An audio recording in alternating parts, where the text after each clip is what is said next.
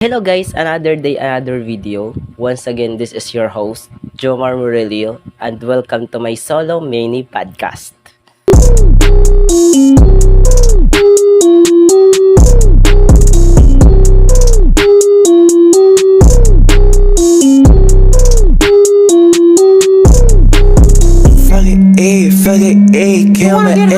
So guys, hello for today.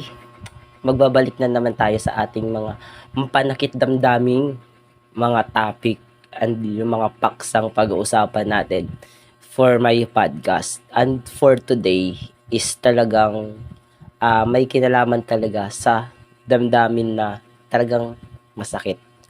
Kasi ang paksang napili ko for today is ang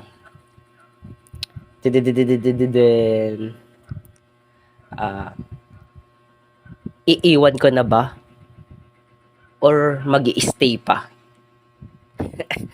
So yun, iiwan ko na ba or magi-stay pa?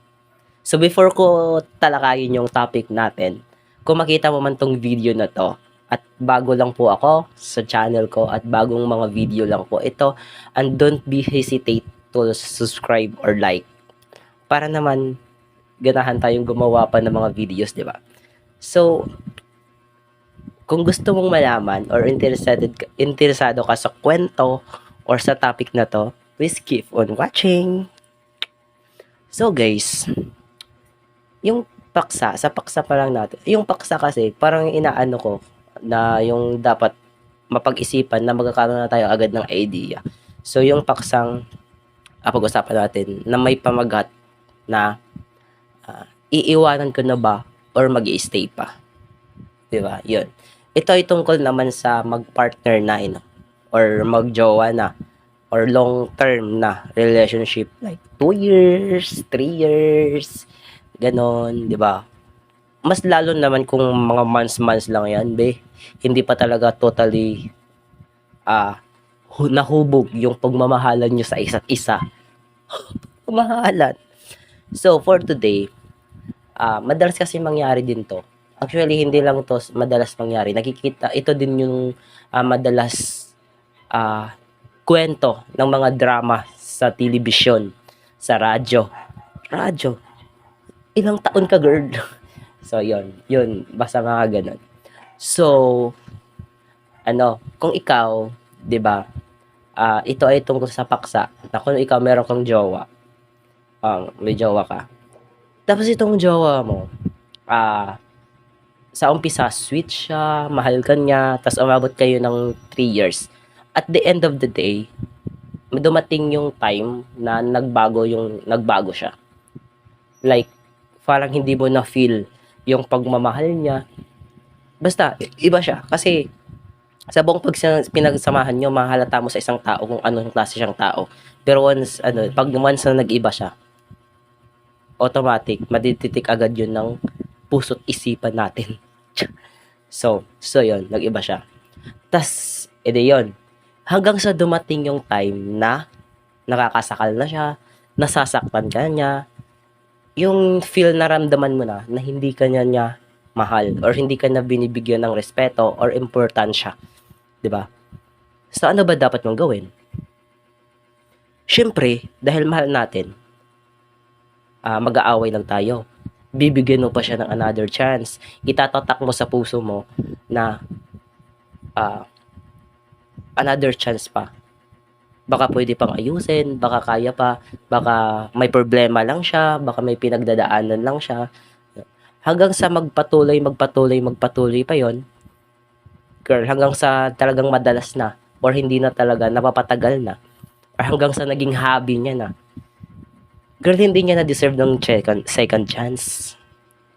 Huwag na tayong magpakatanga, oo. No?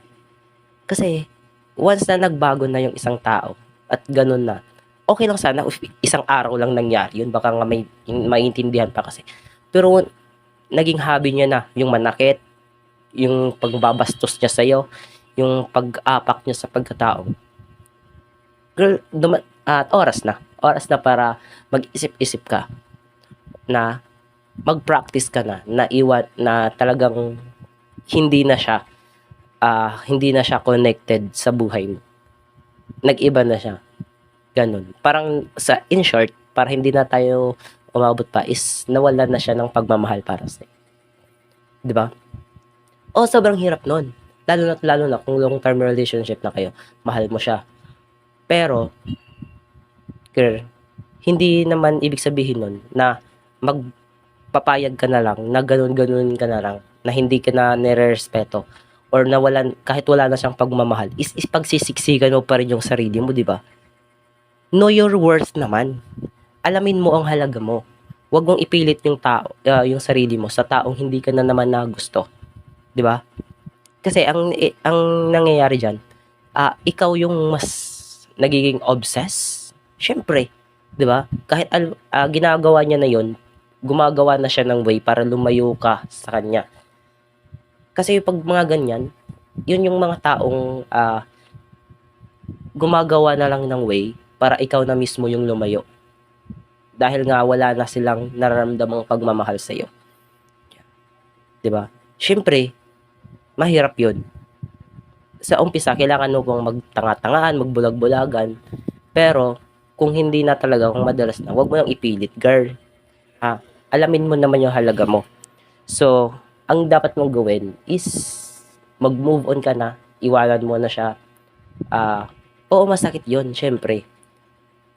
Kaya nga may tinatawag tayong moving on. Kasi yung moving on, ibig sabihin nun, nagmo-move on ka. Hinihil mo yung sugat na ginawa ng tao sa'yo. 'Di ba? Kaya, yun. No, para sa akin, iwanan mo na siya. Kasi, wag mo nang pahabain pa yung panahon. Kasi, bago pa mahuli yung lahat. 'Di ba? Kasi kung sa tagal na panahon na pinagbibigyan mo siya, kung sa panahon na yun, inano mo na yung sarili mong mag-move on, di matagal ka na sang nag-move on, di ba? Kasi once guys, kapag yung tao, nasaktan ka, naniwala ka sa akin kasi totoo to. Hindi mo ko man siya naranasan personally, pero alam ko na ito talaga. Kapag nasaktan ka, syempre sobrang sakit, iiyak ka, parang nagdudurog yung puso mo, ganun yun. Pero once na naka-move on ka na, kahit na makita mo siya na may kasama ng iba, hindi na wala ka nang mararamdaman Kasi nga, you heal. Nahilom na yung mo, yung puso mo. 'Di ba?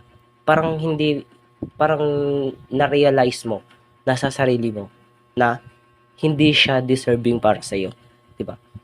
Kaya after sa umpisa lang masakit mag-move on. Masakit talaga mag-move on. Kaya kung ako sa inyo, you better move on kaysa naman ipagpatuloy pang saktan yung sarili nyo. Nasa sa inyo naman yan You just know your worth. Yun lang. And siguro wala na ako ibang masasabi pa. Hanggang dito na lang. Just know your worth. So hanggang dito na lang, tapusin ko na ng video. And for more videos to come, please share or subscribe man para naman makagawa pa tayo ng another video. By the way guys, pwede kayong mag-comment or mag-ano ng situation. Try nating i-cover. And once again, I'm your host, Jomar Moralio, and welcome to my Solo Mini Podcast. Bye!